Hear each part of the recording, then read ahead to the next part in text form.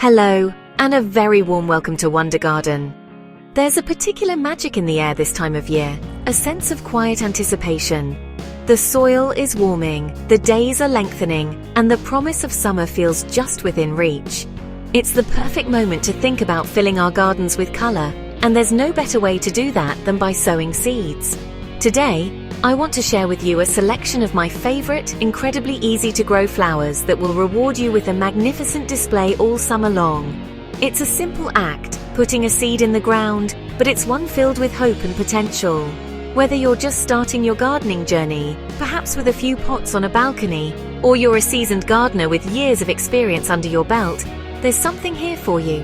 The flowers we'll be looking at are forgiving, resilient, and utterly joyous. They don't demand a great deal of fuss or expert knowledge, just a little bit of sun, some water, and your enthusiasm. Gardening should be a pleasure, not a chore, and these reliable blooms are guaranteed to bring a smile to your face as they burst into life, transforming your outdoor space into a vibrant sanctuary. So, I do hope you'll join me. Let's get our hands a little bit dirty and embrace the simple, profound satisfaction of sowing seeds. By taking a little time now, this spring, we can sow the foundations for a truly spectacular summer. Imagine your garden, buzzing with bees and butterflies, awash with a tapestry of brilliant colours from June right through to the first frosts. It's an achievable dream, and it all starts today with a small packet of seeds and a bit of forward planning. Let's begin. We must, of course, start with the sunflower. Is there any flower that so perfectly captures the essence of a sun-drenched summer's day? I think not. They are the giants of the annual world, and their cheerful, open faces follow the sun across the sky, bringing a sense of pure, unadulterated joy to any patch of earth. Sowing them is simplicity itself. You just push a single striped seed into the soil, about an inch deep, and give it a good water. They are wonderfully unfussy, but they do appreciate a good, sunny spot to truly thrive and reach for the sky. There's a real sense of achievement in watching a sunflower grow. From a tiny seedling, it rockets upwards, its stem thickening, its leaves broadening, until that magnificent heavy head finally opens to greet the world. They are a fantastic project to do with children, a living lesson in the power of nature. And at the end of the season, you're left with a seed head packed with food for the birds, a final gift back to the garden's ecosystem. Whether you choose a towering Russian giant or a more modest multi-headed variety, the sunflower is a non-negotiable part of my summer garden. Now, if you're after sheer, unadulterated, unapologetic colour, then you must grow zinnias. They are the life and soul of the summer border, producing a seemingly endless succession of blooms in every shade you can imagine, from the most vibrant scarlets and shocking pinks to zesty limes and gentle creams. They absolutely adore the sun, so find them the sunniest, most sheltered spot you have, and they will reward you tenfold. They are what we call a cut-and-come-again flower, which is a gardener's dream. The more you pick them for the house, the more flowers the plant will produce. It's a wonderfully generous cycle. I like to sow them directly into the ground once the risk of frost has well and truly passed, as they rather resent having their roots disturbed. Give them a bit of space to breathe, keep them watered during dry spells, and just stand back and watch the show. They are magnets for butterflies, and a vase full of zinnias on the kitchen table is, for me, one of the great, simple pleasures of high summer. Marigolds, both the French and the African types, are one of the most reliable and hard-working plants you can introduce to your garden. They are incredibly easy to grow from seed, germinating quickly and bursting into flower in a matter of weeks. Their colours are the tones of the setting sun, rich golds, fiery oranges, and deep velvety reds. They bring a warmth to pots, hanging baskets, and the front of borders that is quite unmatched. I always find a place for them, dotted amongst my vegetables. Their cheerful appearance belies a secret weapon. The roots of French marigolds release a substance that can deter nematodes, those microscopic pests that can plague the roots of tomatoes and other crops. Their pungent scent is also said to repel whitefly, making them a superb companion plant. They will flower their socks off right up until the first hard frosts, asking for very little in return except for a bit of deadheading now and then to keep the display looking fresh and to encourage even more of those wonderful long-lasting blooms. There's an elegance and a delicacy to cosmos that I find utterly captivating. Their tall, slender stems are topped with simple, daisy-like flowers that dance and sway in the slightest breeze, bringing a sense of movement and grace to the garden. The foliage itself is beautiful, fine, feathery, and almost fern-like. It creates a soft, airy texture that is a wonderful contrast to more solid, heavy-leaved plants. They come in shades of pure white, soft pink, and deep magenta, and they are astonishingly productive. Like zinnias, cosmos are brilliant cut-and-come-again flowers. The more you snip for the vase, the more they branch out and produce new buds. They are not greedy plants. In fact, they flower best in soil that isn't too rich. A bit of benign neglect suits them just fine. I like to sow them directly where they are to flower, simply scattering the seed on prepared soil in late spring and lightly raking it in. They fill gaps in the border beautifully, creating a soft, romantic haze of color that lasts all summer long. The nasturtium. This is a plant of boundless generosity and a rather carefree spirit. It is without a doubt one of the easiest plants to grow from seed, making it absolutely perfect for children or novice gardeners. The large, wrinkled seeds are easy to handle and can be poked into the soil of a container, the edge of a border, or even a hanging basket. Before you know it, their distinctive, water lily-like leaves will appear, followed by a profusion of bright, cheerful flowers in shades of yellow, orange, and red. But the nasturtium has more to offer than just its good looks. Every part of the plant above ground is edible.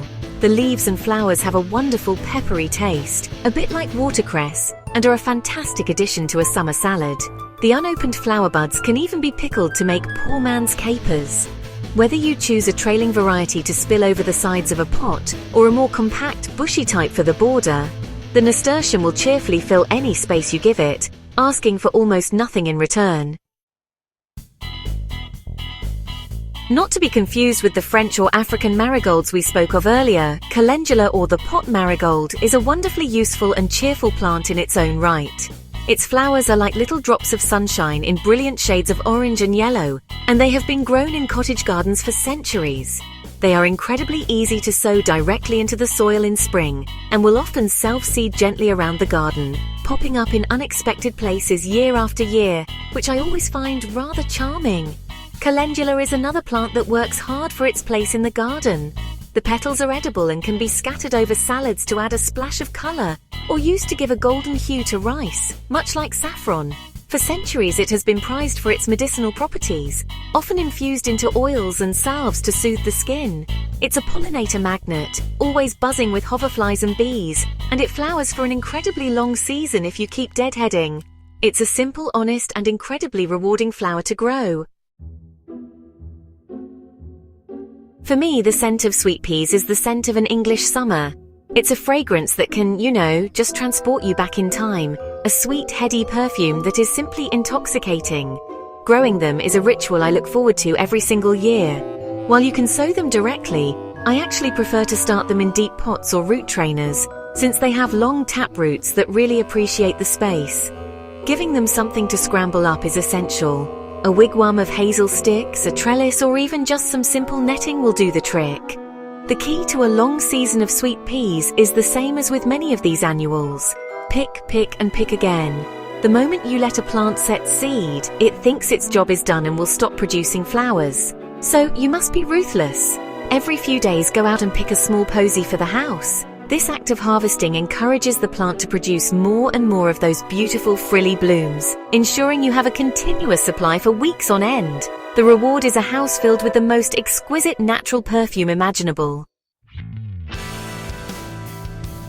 There is a fleeting ethereal beauty to morning glories.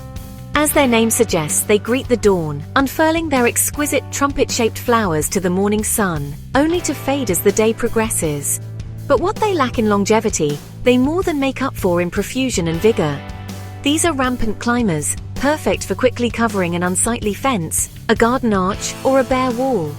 The seeds have a hard coat, so soaking them in water overnight before sowing will greatly improve their germination rate. Once they take hold, their heart-shaped leaves and twining stems will race upwards, and soon you'll be rewarded with a daily succession of the most incredible flowers. The classic heavenly blue variety is breathtaking, a pure celestial blue that seems to glow from within. Watching them open in the early morning light, with a cup of tea in hand, is honestly one of those quiet gardening moments to be treasured. They are a living, changing spectacle that brings a touch of wild, untamed beauty to the garden structure. The painter's flower poppies bring a touch of the wild meadow to even the most formal of gardens. There's a kind of fragility to their papery, crinkled petals that really belies just how resilient they are. Sowing them honestly couldn't be easier. Their seeds are tiny, almost dust-like, and they really don't like being transplanted. So the best way is just to scatter them onto a prepared patch of bare, raked soil in spring. Don't even bother to cover them. They actually need light to germinate, so really a gentle pat with the back of the rake is all that's required. They'll pop up with abandon, those delicate stems topped with iconic nodding buds. And then, one morning, the petals will just burst forth in a blaze of color. From the classic scarlet of the field poppy to the pastel, tissue paper shades of the opium poppy, Papaver somniferum. The display, well, it may be brief, but it is utterly spectacular. And once the petals fall, you're left with the most wonderful architectural seed heads, which look absolutely magnificent in the border right through winter and are a real prize for flower arrangers. The cottage garden classic cornflowers, or Centaurea cyanus, are just the quintessential cottage garden flower.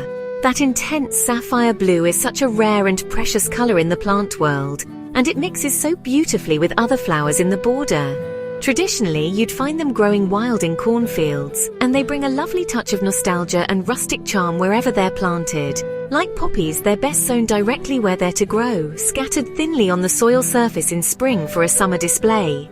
They are absolutely beloved by pollinators. On a sunny day, a patch of cornflowers will be absolutely humming with the sound of bees and hoverflies, making them an essential addition to any wildlife-friendly garden. They also make a superb cut flower, adding a splash of brilliant blue to any bouquet. While blue is the classic color, you can also find them in lovely shades of pink, white, and a very deep, moody purple, almost black. They're simple, beautiful, and incredibly beneficial to the garden's ecosystem. We end with one of the most intriguing and unique annuals you can grow, Nigella, or as it's more romantically known, Love in a Mist. The name is just perfect, isn't it? The delicate, jewel-like flowers, usually in shades of blue, pink or white, sit nestled within a fine, feathery, misty web of bracts and foliage. It creates this wonderfully soft, hazy effect in the border, blurring the edges and knitting other planting schemes together. Sowing is, again, a simple case of scattering the seeds on bare soil.